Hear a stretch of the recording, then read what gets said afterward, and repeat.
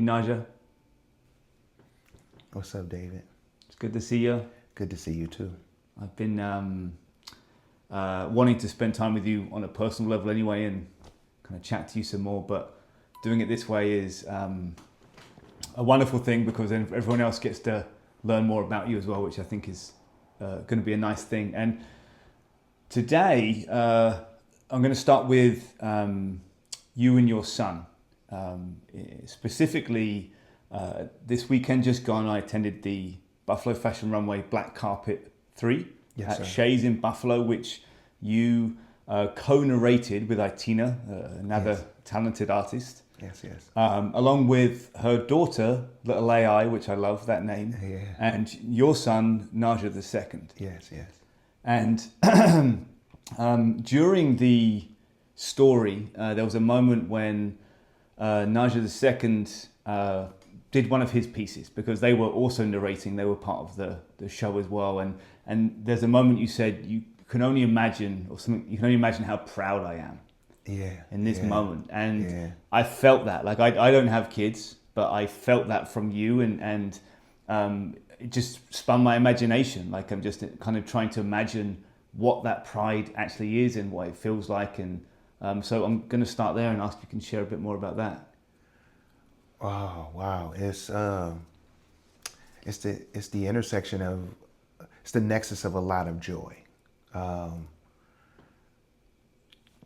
proud dad either way it goes, you know what I mean? Even if he happens to not be, but if he was just a lump laying on the couch watching TV all day, like, I'm proud of him, you know, I'm proud of the decisions that he makes. We're growing little humans, right? So to see this little human go off and make decisions and start to develop their own personality and things like that is always a marvel for me. But then, in the vein of watching this human grow, like I see him win championships in basketball and do a public speaking course and win an award and doing that, and then start designing as a protege what the guys at BFR they take on to be his mentor. He making shirts and designing shirts and wearing them, and so this was the third show for him to participate in with them. You know, he was in Black Carpet 2 last year, did a little bit of hosting. He also did the show at Birchfield Penny, AKG in the auditorium, where he showed off his designs for a shirt and the work that he's done with he was doing with Kane.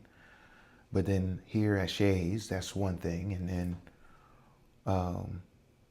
like we in this together, you know, direction and everything. Itina did a wonderful job with hosting the brainstorming. Like, okay, so how we make this make sense? You know what I mean? And then taking the direction of the kids and just watching him work hard and learn improv on the moment and just be like, okay, I can do this. Back on stage again in front of all these people, and he doesn't shrink up, right? He didn't want to, he didn't want to participate for those reasons. Early on, he was like, I don't know, Dad, I don't know if I want to do this. So gave him the space to figure it out, asked that his mentors kind of get involved and just be like, hey, you know, the opportunity is here for you. Then another big thing is he's been a fan of Itina. So have I, but independently. Like when he first witnessed her performing her music, he was locked in from there. Then he got CDs, different kind of things. I still have a t-shirt I got from 10 years ago, the Pray, Push, Persevere shirt.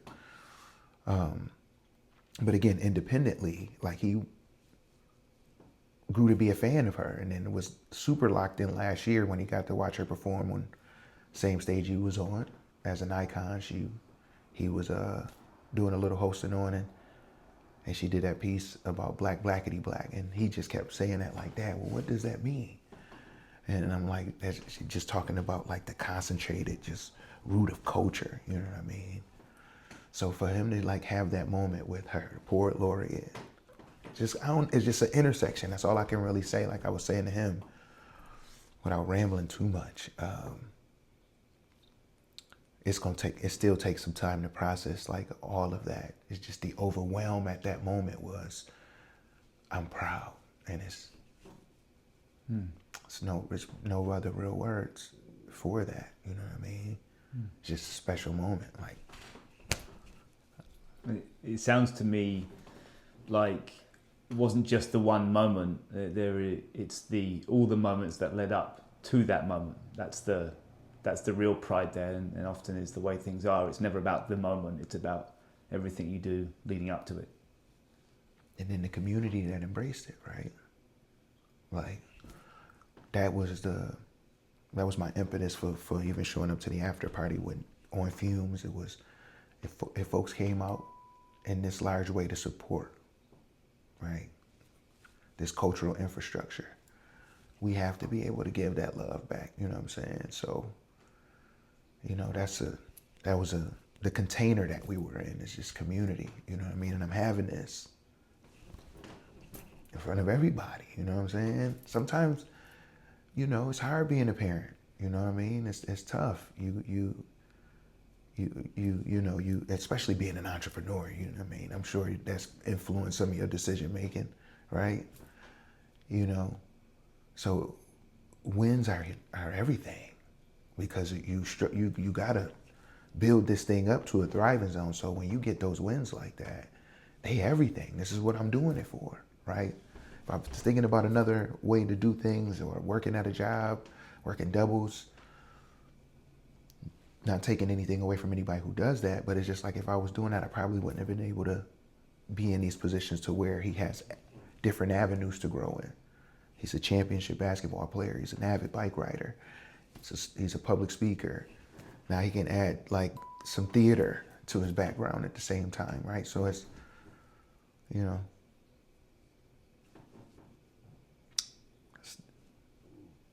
it's not just the best that I can give him, it's the best that Buffalo is giving him right now in the Renaissance. This is the example that is set for him, you know what I'm saying? With community. So it's just proud, man. I'm still proud. Still proud. And I'm sure there'll be a lot more pride to come, considering he's already where he's at, and to have you with that mentality and unconditional support, and I think the embracing of the community and returning that back with support for the community it's just a wonderful cycle, a really healthy cycle. And because you mentioned Buffalo like that, it does feel like that is the cycle here. It very much is give and take, you know, really, which is lovely, and it's really nice to see you imparting that as a kind of a core value and staple in your son's life. And so let's talk about values then. Let's jump off there. What values drive how you function, how you live, how you make your decisions? Unconventionally, I came up in the streets, not just in the hood, the neighborhoods. I came up in the streets. So my values were shaped largely because I thought that they would help me survive, even though it don't really matter to a double cross or a triple cross or anything like that. But I wanted to be known for integrity, right? Because a large part of your benefit is the business that you keep, right? So I wanted that to complement my behavior. So it became like time is a constant. It became a continuation of a moment because, you know, my earliest memories is being born on an avenue that was all street paradise, right? So it's hard to see me separate from it. My family, highly afflicted one way or another, right? But I don't say that in sorrow. I say that in triumph, like we're talking about values. But I'm learning, that these values that I'm talking to you about was the same values that I was able to put words to in the military, in service to the United States Air Force, right? So integrity first, service before self, always looking out for the community, right? And excellence in all that I do. That's hip hop, b-boying, right? Knowledge of self. We're always reaching for highest and best, those sorts of things.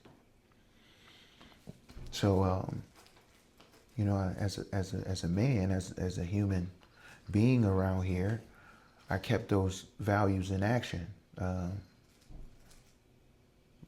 through my scholarship. So I was able to study behavior, fortunate enough to be able to compile that for the last 20 years, right? And seeing that a lot of a purpose-driven life is fed by those values, the intent by how I'm making decisions.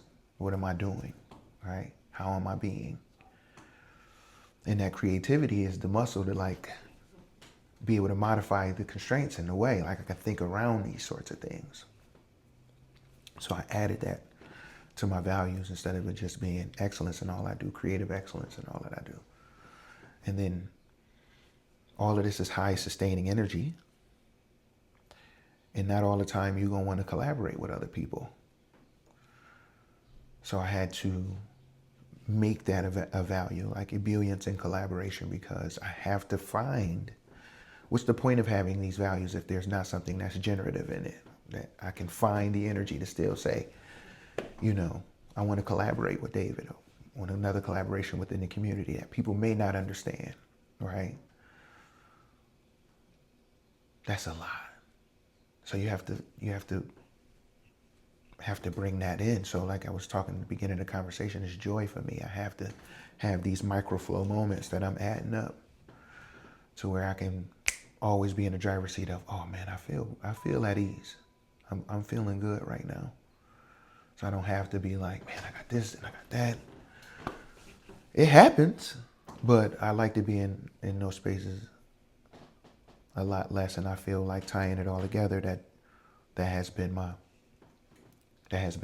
reflected in the community. Like what's within is what's without. That's the value that folks have that's been a constant for folks in the community, right? That folks have started to confide in and say, hey, I'm either looking for NAJJA or I'm looking for Phoenix Innovation Group, that sort of thing, right? So long-winded, long story long, those are the values. I hope that answered your question. It did in abundance, and there's a few core ones in there, which is the sense of excellence and striving for that, the creativity, and then I'll actually kind of embody the last one by being present, right, and kind of just being in the moment and not looking at what's coming, but really focusing on where you are and what you're doing, and I agree on all those three, and so the overarching though, as I zoom out to that. What it makes me think is that you have an operating system in that, like, you know, some people when they say basketball, right? I want to get good at basketball, when they just focus on basketball, but they don't have the overarching general philosophy, way of life that embodies everything you do, and that kind of allows you to take things from one part of your life and draw them into another and take advantage of that, right? When you just silo these ambitions into basketball or writing or whatever it might be, it can be very limiting. And so it's rare that I do meet someone and talk to someone that has a really overarching operating system. And so I'll zoom in on that, and that, like, that is not something that you were born with at all. That is something that you developed over time. And as you kind of mentioned in there as well, you know, it's the bit by bit, right? And it's a big part of the Q philosophy is learning from every moment, because that's what compounds and that's what gets you to the next place and the next place. And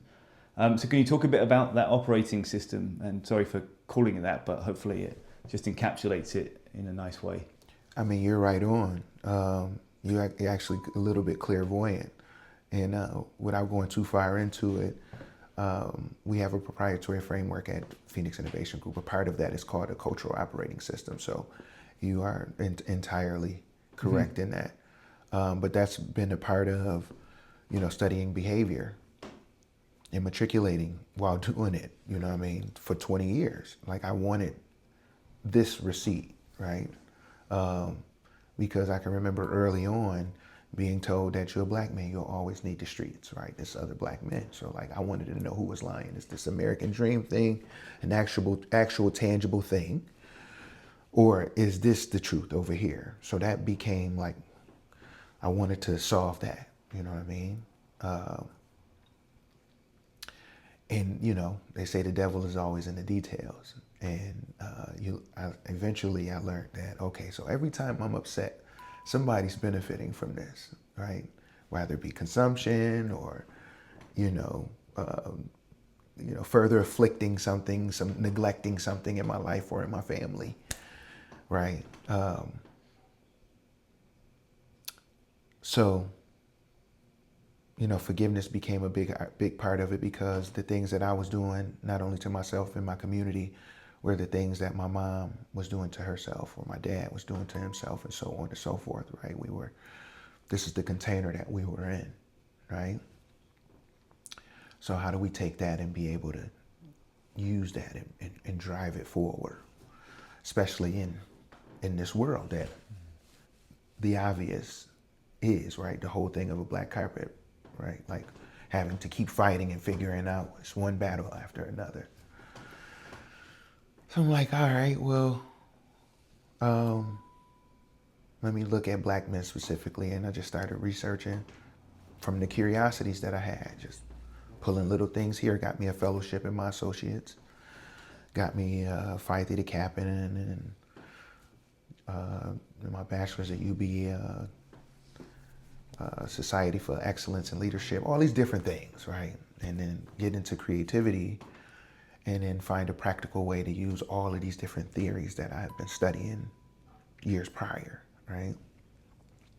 And having real anecdotal like precedents to for it to lean on, to give me greater questions.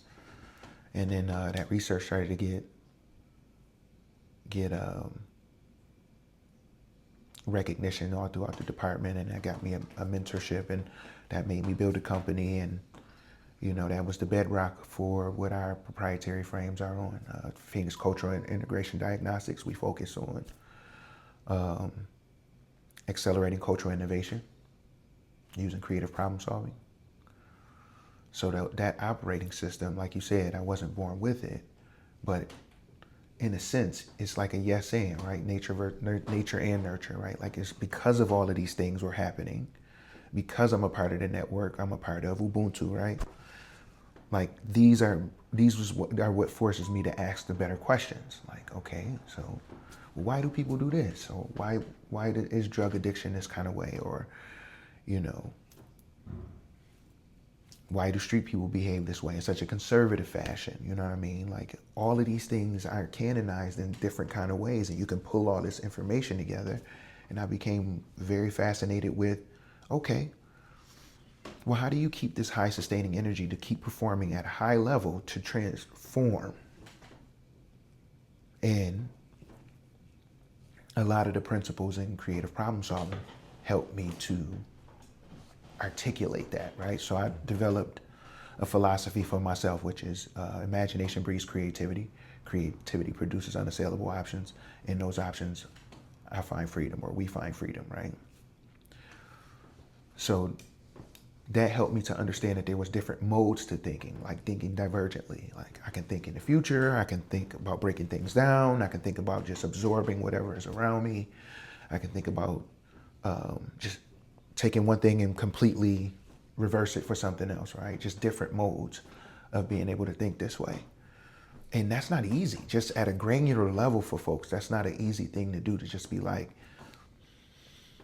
what if cat really meant dog? Like on Revenge of the Nerds back in the day, what if CAT really meant dog? And people be like, what are you talking about? That there's no way. Or you say, okay, so what if there was no separation between anything, any stardust that's in the universe and you sitting here right now? People be like, what? Wow. I don't even want to think like that. And that's fine. However, creative leaders don't just solve problems. Creative leaders are already generating ideas, or have led teams to generate ideas before problems even start to harden. We're already thinking ahead, right? Distally in the future, and prospects to match it, right? So that helped me develop a philosophy that expands greater than just the individual level, but on teams and within organizations, that pressure reveals culture, and culture creates alignment. In that alignment, we have power. We have velocity. And I love speed because success loves speed. But like we just talked about, not everybody can withstand that pressure, or burning up in the atmosphere and then having to regenerate yourself, because it requires a lot. But for those that, like me, that like the bumps and bruises, we like to fail and fail fast. that doesn't work for everybody. So what I like about velocity is that you have like magnitude and direction. Like, you know how far I want to go, how fast I want to go, and I know I want to get there together, right? So if you have the power to be able to exercise agency, because I think the chasm between vision and execution is culture. Like, how you get people to think about this thing and navigate it as a team without even having to check in with you. So if we have folks that have the power, have the agency to start coming up with wild and fanciful ideas, then we need pathways that operate like a myelin sheath to help this neuron make greater connections. I hope not to nerd you out with the neuroscience of the whole thing, but it's all interesting to me. We provide that cultural infrastructure that directly supports a creative economy. So now people know in this age that when you were a kid, you heard one or two things, or maybe both. Curiosity killed the cat, or you don't get paid to think. Both of those things are furthest from the truth today, right? So we have to kind of, as my philosopher friends say, when you try to steer the direction of thinking, you have to think about a set of lungs hitting marijuana for the first time and choking. It takes some time for those lungs to kind of cough and then settle and then gain a natural rhythm again. And I feel like that's the opportunity that we have today with being afforded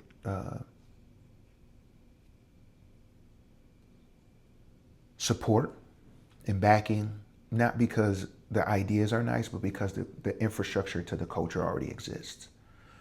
And there's people that see that and they like, yo, you know what? Instead of trying to program and try to do some other things, we want to go where people are already charged up and be able to support that in any way that we can, right? So,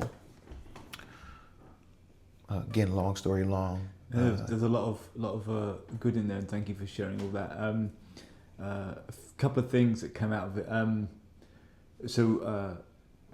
Q for me, in building Q, it's been so meta with my personal growth in that I'm constantly thinking every day about how do I help people grow through experiences.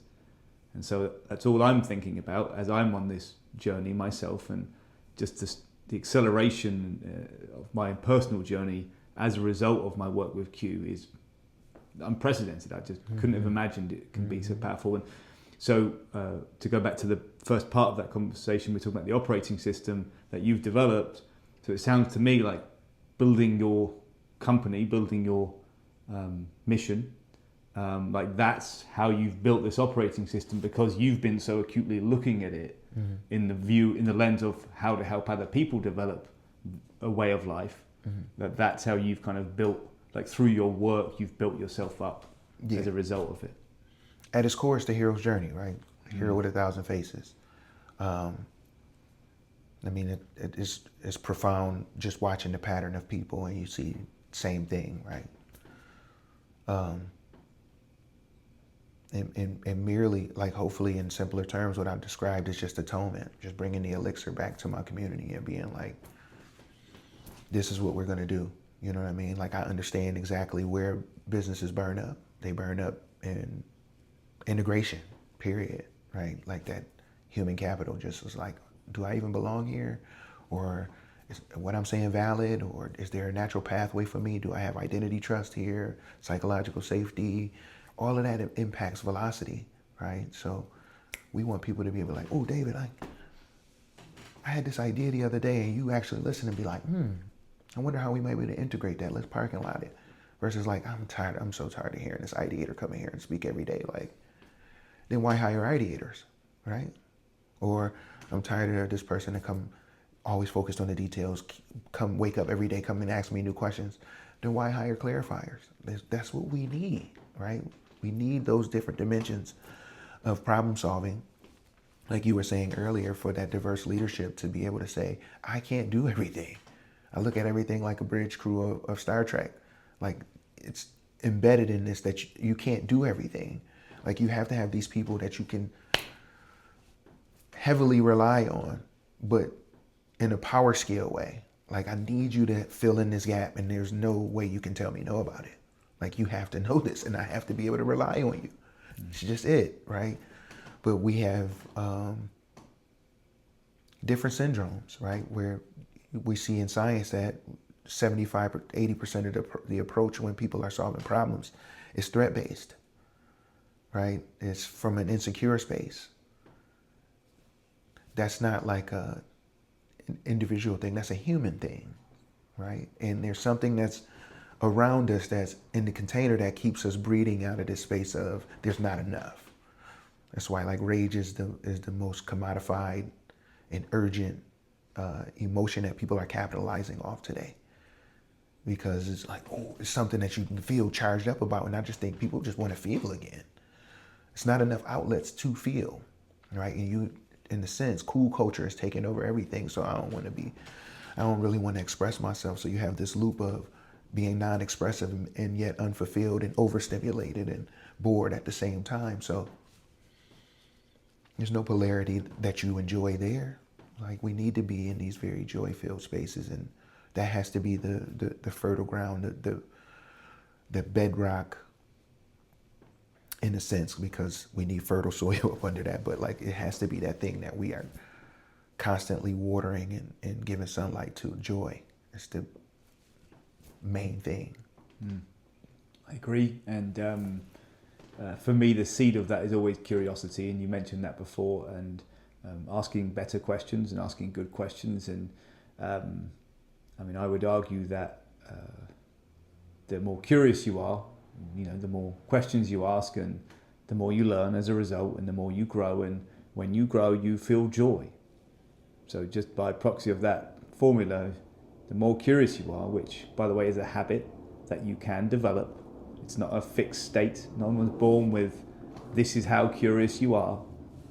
It goes up and down the spectrum every day, every week, every year. Mm-hmm. And the more you nurture that, you can garner a lot of, in fact, it will change your life, to be honest, the more you develop it. Absolutely. But I'm going to give you one specific example. We've got a few minutes left from my side.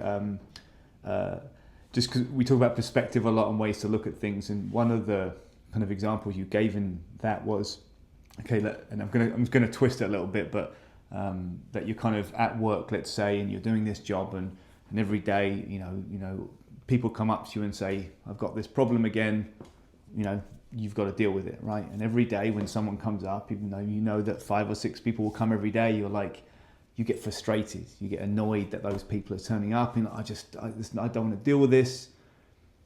But the reality of that is that that's going to happen every day, and a certain amount of times, yet you're setting yourself up for failure every single day because you're resisting it, right? And to shift that perspective to say, for me, I would look at that and I'd say, okay, they're coming with the same problem every day. Why? Mm-hmm. Where, like, to your end and a lot of what you're focusing on, why are you having that same problem? Like, that's and switching that perspective to think like that. And so, is that something? It feels like that's a big part of what you do is changing those perspectives and developing those mentalities. And can you speak a bit to that, I guess, and that idea? Yeah, thank you.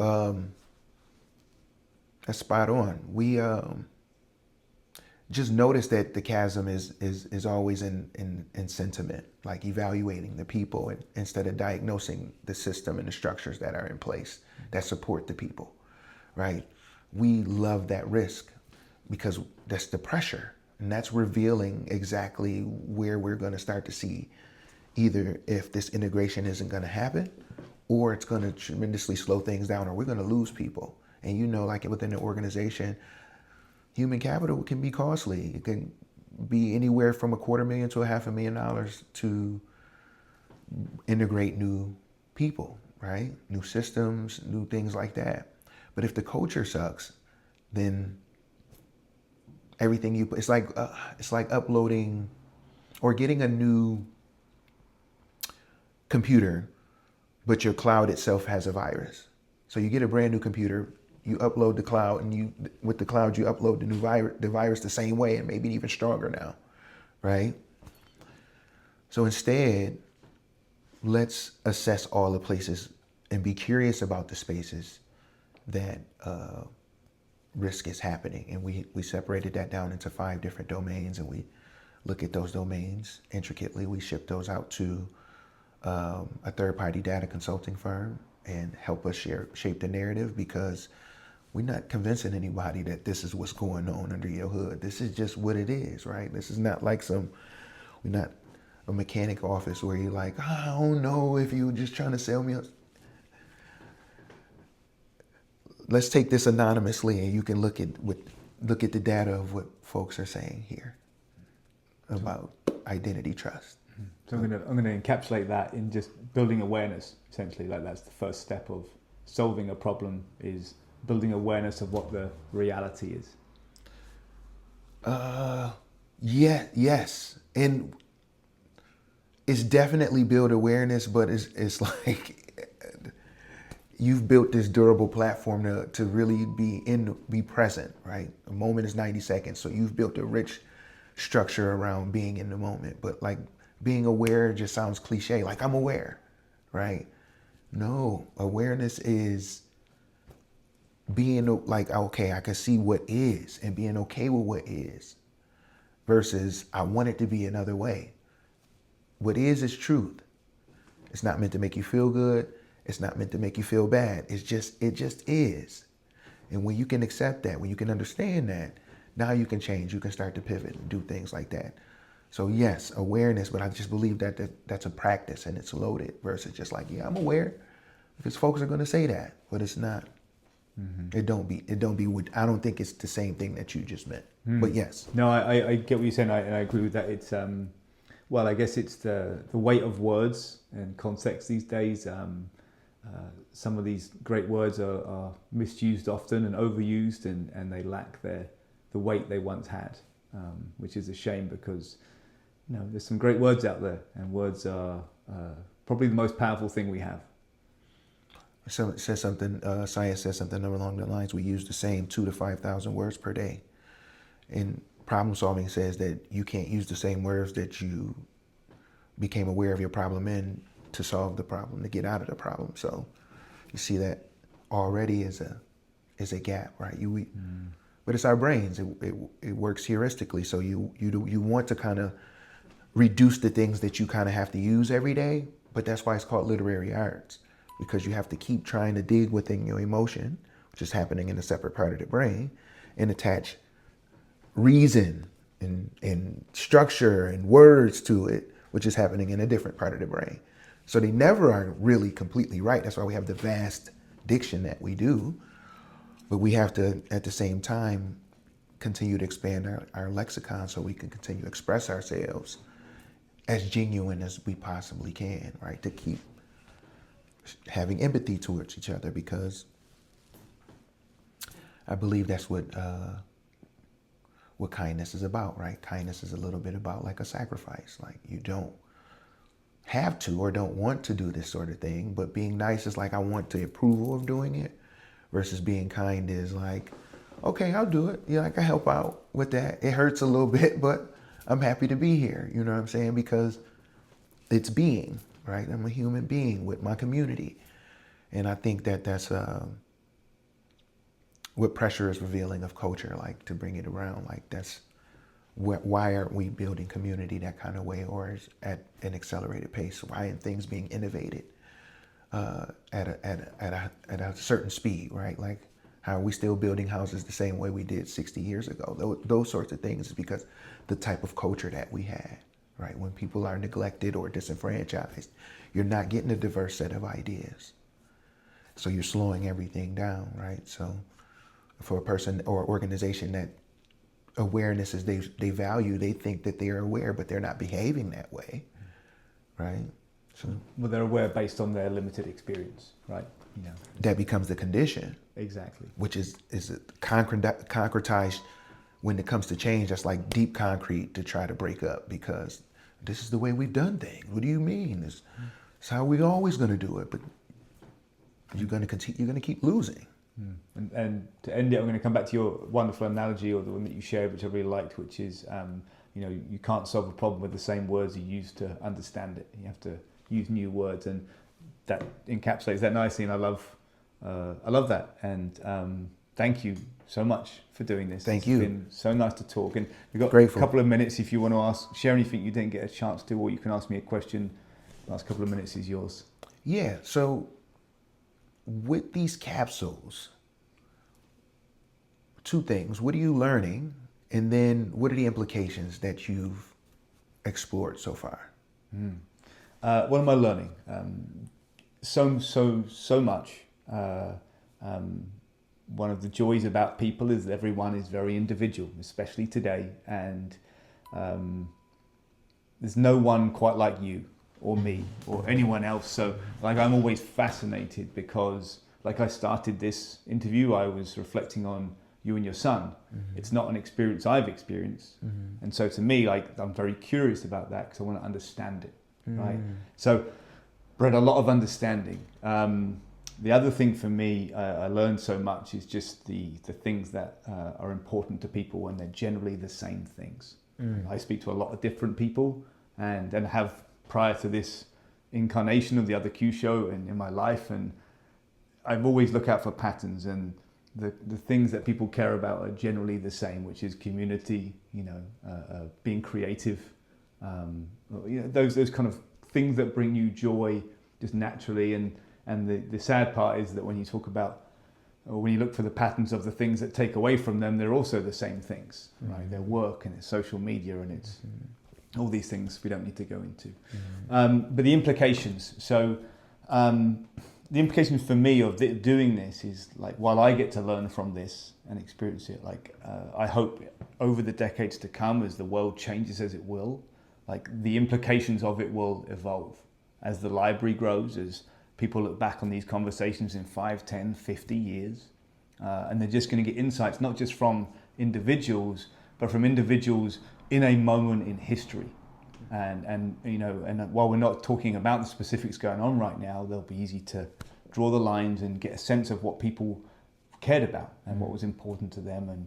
And for me, of course, I'll be looking for those patterns as it changes over the course of this, and as I take this show around the world in the years to come, and just talk to people from all different walks of life. And so I think the implications will continue to evolve, I guess, is what I'm trying to say. And that's the hope of it, and that's the ambition of it. One more. In sustaining community, how do you plan to keep community a part of it as you continue to go? I know the interviews are one sense, right, of collecting and archiving. In the sense, we like Jesse Nash, we talked about, right? There's archiving everything, and it outlasts everything. But how do you deliberately keep community involved? Well, or at stake? What it brings to mind to me is that this show is just one of a large element of things, right? And there's 3 big buckets of Q. One of them is real life experiences. One of them is online experiences with my app Q Anytime, and the third is content, right? And so you have shows like this, you'll have challenge shows, you'll have different stuff that will come down the pike. So for me, it's not about just kind of following this one idea. Like I'm creating a Quniverse. Like I want to bring people in and they'll watch these shows and they'll be like, oh, I really enjoyed, I would love to talk to people like that. And like, oh, maybe I can jump on Q Anytime. Yeah. And you're on Q Anytime and you're developing these skills through experience, and you're like, oh, there's a Q event in my city. And I get to go and do this in person and have these fun, creative, innovative experiences and learn it firsthand. I'm going to go and do that, and they go to that, and then they want to watch the content. They want to watch the cut of that show, and so it's a flywheel is the ambition for me. So I build it here, and I build it there, and I build it over there, and that will continue to expand. I think one of the fundamental things for me with Q is I look at the modern world and I look at the future is to be agile and able to adapt to what the world is, what's happening in the world is a great advantage to any company. And so Q, I'm not building it around a show, I'm not building it around Q Anytime or the events, I'm building it around an idea, right? A way to live life, a way to navigate life and look at life.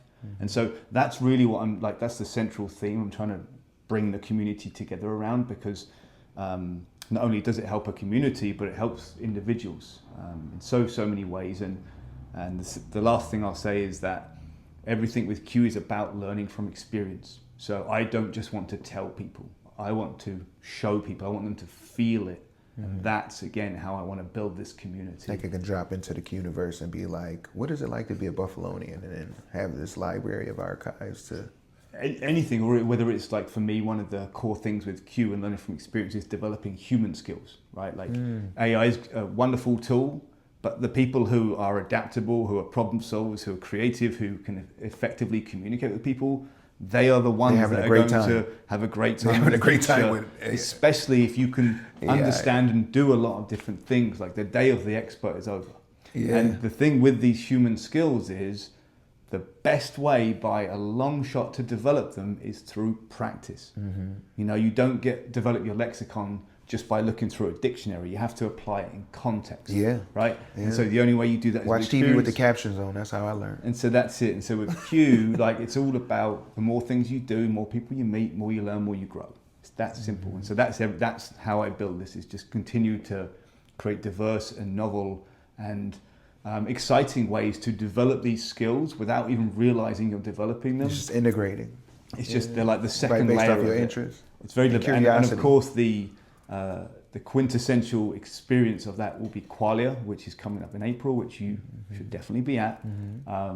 Is that's the live one we were at last year, right? No, this is one this April. We have my next experience coming. I'll talk to you more about it afterwards, but it's a mystery social experience, so no one knows what they're getting into until they arrive. I do remember that on the flyer. Yeah. So we're going to get you there, and I think you especially will really enjoy yourself. Yeah.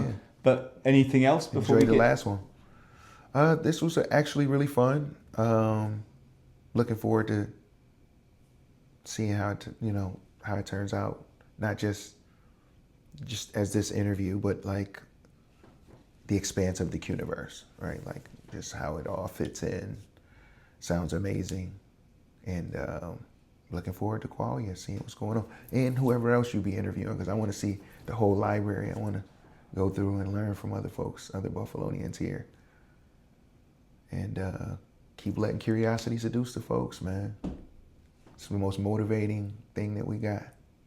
I 100% agree, and thank you so much. Peace.